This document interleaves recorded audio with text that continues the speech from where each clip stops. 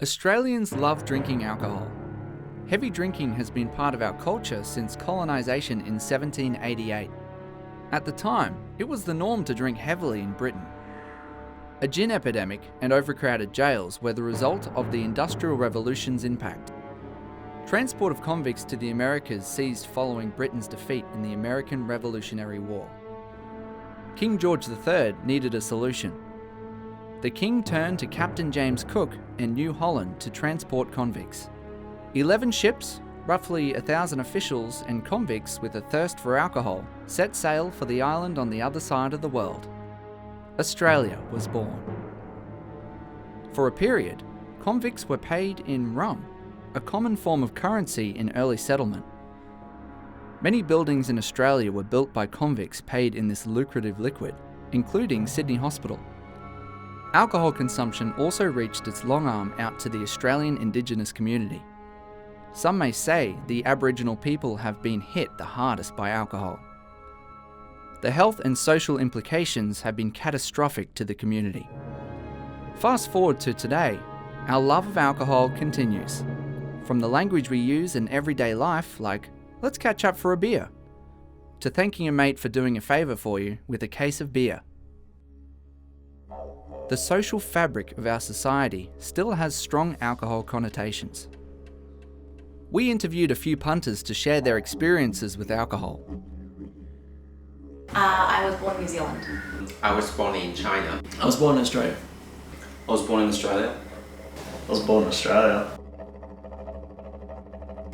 No, I don't actually drink alcohol at all. No. I used to drink alcohol in my 20s a lot. Well, I binge maybe once per week. Yeah, I drink alcohol regularly.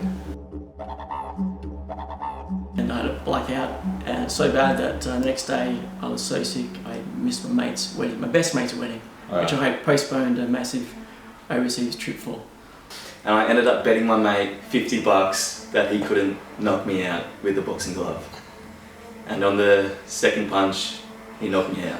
I'd been blind the whole afternoon, and my friend was coming into the bar basically. We got into a bit of a wrestle at the top of the stairs. He put me over his shoulder and tried to walk back into the bar, and we slipped on the slate stairs, and I wore both our weight on my head, on my face really, edge of the stairs. Ended up with like 18 stitches, broken nose and a fractured skull.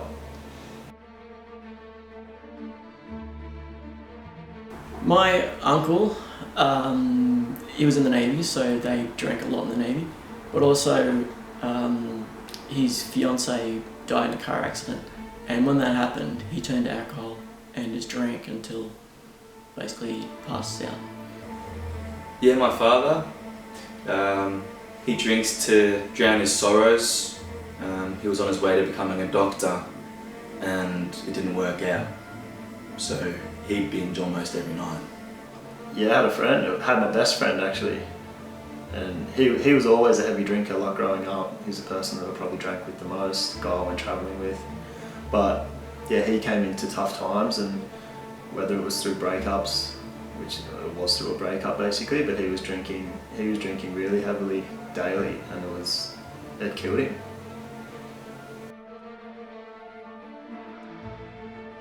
Our department, that alcohol-related issues are generally about 50 to 60%. The most common alcohol-related case that we see in our ICU is liver failure.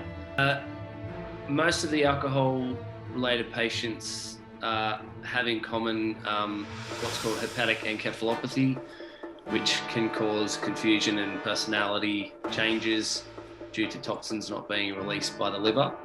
And secondly, social isolation is a big issue that a lot of them deal with from families and friends. You know, you talk about how they lived before, and you know, when they were well, their peak. You get to hear stories, really beautiful stories from families, and yeah, there's that connection. Alcohol is a way to celebrate for many. However, for some, it can have a negative impact on their lives and may also affect the lives of people around them. Australia has been in a complex, long-term relationship with alcohol for over 2 centuries. It survived many wars and pandemics. It's helped plenty of people get through such tough times. But at what cost?